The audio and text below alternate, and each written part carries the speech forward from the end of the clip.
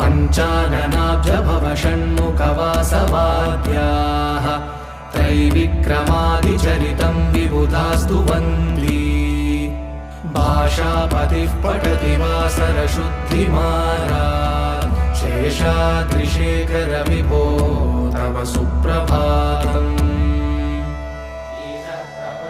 ईषत्प्रफुल्लसरसीरुहनारिकेलफूगद्रुमादिसुमनोहरपालिकानाम् आवादिमन्दमनिलः सह दिव्यगन्धैः शेषाद्रिशेखर विभो तव सुप्रभातम्